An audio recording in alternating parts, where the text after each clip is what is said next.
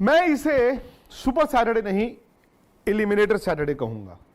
Super Saturday तो मतलब होता है ना कि दो बड़े मैच हो। ये दो बड़े मैच हैं, कहां सुबह न्यूजीलैंड और पाकिस्तान और शाम को ऑस्ट्रेलिया और इंग्लैंड, और इन दोनों मैचों पर वर्ल्ड कप टिका हुआ है। लेकिन इससे एलिमिनेटर सैटरडे मैं इसलिए कहूंगा क्योंकि अगर पाकिस्तान ये मैच हार जाता है तो वर्ल्ड कप से तकरीबन बाहर है। तकरीबन क्या, वो पूरी तरह से बाहर है। तो इस लिहाज से एलिमिनेटर सैटरडे है। और मैं बात पाकिस्तान वर्सेस न्यूजीलैंड मैच की कर रहा हूं। न्यूजीलैंड की दिक्कत यह है कि वो डिप किए, और जब आप डिप करते हैं तो फिर आपका मोमेंटम भी खो जाता है, आपका रिदम भी खो जाता है, और फिर सवाल आपके जहन में बढ़ जाते हैं, यार ये कैसे होगा, वो कैसे होगा। प्लस ये ना भूलें कि उनको एक बड़ा बदलाव करना पड़ा अपनी टीम में। मैट हेनरी, जिनका हैमस्ट्रिंग खिंच गया था, उन्हें काइल जेमिसन से रिप्लेस करना पड़ेगा। अब काइल जेमिसन बैंगलोर में खेलेंगे, जहां पर वो आईपीएल भी खेले हैं, तो शायद ये ना एक तरह से ब्लेसिंग इन डिस्गाइज हो सकती है न्यूजीलैंड के लिए। उनकी हाइट है, अगर वो गेंद ठीक ठाक डालेंगे, बैंगलोर में पिटाई तो होती है, लेकिन कभी कभी क्या होता है कि वो जो एक्स्ट्रा बाउंस उनका है वो बल्लेबाजों को परेशान कर सकता है। तो ये न्यूजीलैंड की दिक्कत है। केन विलियमसन पता नहीं खेल पाएंगे कि नहीं खेल पाएंगे। तो ये जब आपके इतने खिलाड़ी चोटिल होते हैं, आप फंस जाते हैं। प्लस जैसे मैंने कहा, जब आप हारना शुरू करते हैं, भले ही अपने से बड़ी टीमों से हारते हैं, तो भाई आपके सवाल बढ़ जाते हैं। दूसरी तरफ है पाकिस्तान। अब टेक्निकली पाकिस्तान जो है वो 5 जीत तक जा सकता है, आप भी जानते हैं। वो 3 मैच जीते हैं, लेकिन 3 मैच जीते हैं नेदरलैंड, श्रीलंका और बांग्लादेश से। लेकिन चूंकि वो पिछला मैच जीत के आ रहे हैं, और वो शायद उनकी टीम का ऐसा इतिहास भी रहा है जहां पर वो कई बार इस तरह की सिचुएशन से निकलकर सेमीफाइनल या फिर आगे चले जाते हैं, तो वो ये बिलीव कर रहे होंगे कि हम कर सकते हैं। अगर वो न्यूजीलैंड को हराएं, जो मुमकिन है, उसके बाद उनको आखिरी मैच में इंग्लैंड को हराना होगा, जो फिर से मुमकिन है। मुमकिन तो है, लेकिन पाकिस्तान की टीम का वो सेल्फ बिलीफ क्या है। मैंने मिकी आर्थर की ना आज भी प्रेस कॉन्फ्रेंस सुनी, और मिकी आर्थर बहानेबाजियां कर रहे हैं। मिकी आर्थर कभी कहते हैं यार दिल पाकिस्तान नहीं बजा। मिकी आर्थर कभी कहते हैं जी हमारे प्लेयर जो आए यहां पे खेलने के लिए, मतलब पाकिस्तान के प्लेयर आए, हम जी इंडिया में बहुत ज्यादा घूम नहीं पाए, हम तो ऐसा लगा कोविड जैसा है। भाई साहब, कोविड में ना आपके जब प्लेयर्स होते थे वो बबल में रहते थे, वो कमरे से बाहर नहीं निकल सकते थे।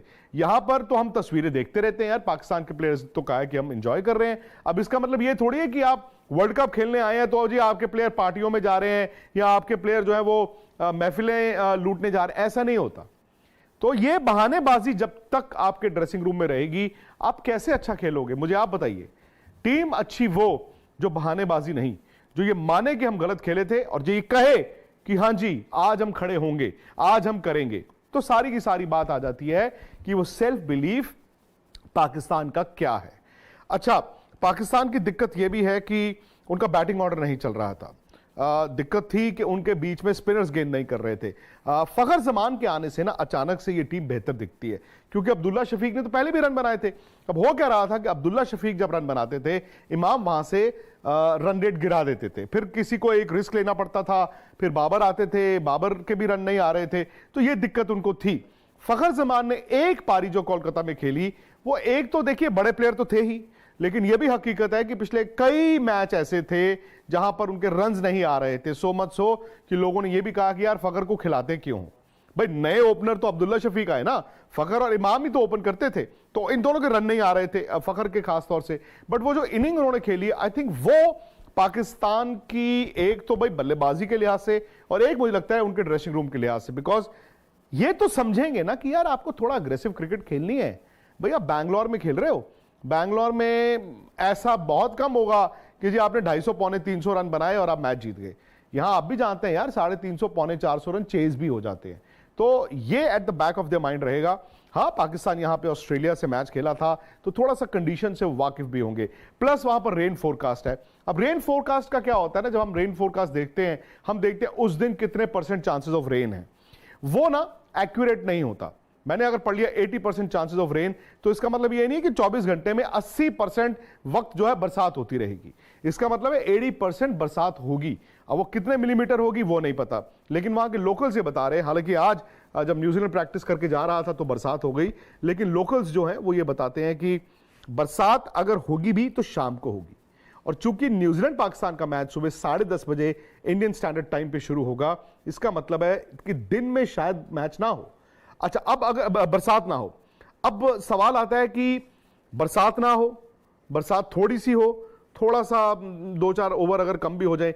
एक होता है कि जी बरसात इतनी हुई कि जी ओवर्स घटने शुरू हुए, 30 over, 25 over, 20 over. I think वहां पर पाकिस्तान शायद सेंस करेगा, जितना मैच छोटा होगा पाकिस्तान उतना गेम में आएगा, क्योंकि जब छोटा मैच होता है ना तो न्यूजीलैंड पैनिक कर सकता है, वो पाकिस्तान को मौका दे सकता है। और तीसरा चौथा ये विकल्प है कि जी बरसात इतनी हो गई मैच ही धुल गया। आई थिंक वहां से तो पाकिस्तान फिर गुड नाइट है, उसके बाद पाकिस्तान जो है वो मतलब फॉर ऑल प्रैक्टिकल पर्पसेस बाहर हो जाएगा। तो ये इम्कानात है। ले दे के बात आ जाती है बाबर पे। फखर जमान ने जो करके दिखाया, क्या बाबर उसको मैच कर सकते हैं? याद कीजिए 2011 का वर्ल्ड कप भारत की टीम जीत रही थी, एमएस धोनी की परफॉर्मेंस नहीं थी, लेकिन जिस दिन इट मैटर्ड यानी कि फाइनल में धोनी ने जाके एन वक्त पर वो इनिंग मैच जिताने वाली खेल दी, वर्ल्ड कप जीत गया इंडिया। तो बाबर के लिए शायद वर्ल्ड कप खत्म नहीं हुआ। अगर उनकी टीम हार जाती है, उनके रन नहीं आते, तो फिर तो वर्ल्ड कप खत्म है। लेकिन यह भी हो सकता है दोस्तों कि जब आपकी टीम अचानक से उठती है तो मैच आपको वही याद रहते हैं जब आप उठना शुरू करते हैं, जब आपके रन आने शुरू होते हैं, जैसे इंजमाम ने 92 में बनाए थे। तो बाबर के लिए भी मौका है। एक तो यह कि जब इस वर्ल्ड कप में वो आए, जिस रेपुटेशन के साथ आए, भाई वो रेपुटेशन के साथ उन्होंने जस्टिस नहीं किया है। देखिए दुनिया 3-3, 2-2, 100 बना के बैठी हुई है और बाबर ने स्ट्रगल किया है। उनके 350 जरूर हैं, पर वो उस तरह से नहीं आए। कैन ही डिलीवर एक कप्तान के तौर पर और एक बल्लेबाज के तौर पर? मुझे लगता है कि बड़ा मैच जीतने के लिए ना बाबर की परफॉर्मेंस बहुत जरूरी है। दूसरी बात, अगर पाकिस्तान की गेंदबाजी की बात करें, उनको मोहम्मद वसीम नाम का अच्छा फास्ट बॉलर मिला है जो स्किडी है।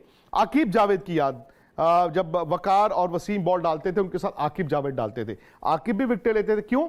क्योंकि वो स्किडी बॉलर थे, वो टप्पे पे डालते थे। और मोहम्मद वसीम जूनियर ने वो टेम्परामेंट दिखाया है। लेकिन भाई साहब ले दे के पाकिस्तान की दिक्कत यह है, अगर ऊपर से आफरीदी ने और मोहम्मद वसीम ने या जो भी नया बॉल डालेगा विकेटें नहीं ली, अगर ऊपर से उन्होंने 2 या 3 आउट नहीं किए, तो मिडिल ओवर्स में ना पाकिस्तान के पास स्पिनर्स नहीं है, पिटाई बहुत ठीक ठाक होगी। और अगर आपकी एक बार पिटाई होनी शुरू हो जाए बैंगलोर में, तो फिर रुकता नहीं है। पाकिस्तान बैक 10 यानी कि लास्ट 10 ओवरों में अच्छा बॉल डालता है, बट तब तक यह भी देखना होगा ना कि आप कितने रन खा चुके हैं। तो यह मुझे लगता है कि पाकिस्तान के लिए 2 चीजें हैं। एक ये कि बाबर आजम की कप्तानी, बाबर आजम की कप्तान वाली बैटिंग, और दूसरा अगर उनके गेंदबाज नई गेंद के साथ विकेटें ले सकते हैं तो पाकिस्तान गेम में आएगा। न्यूजीलैंड में भी अगर आप सलामी बल्लेबाज देखें, विल यंग और कॉनवे, इन्होंने इतने रन नहीं बनाए हैं, बट अगेन वो टीम बड़ी है।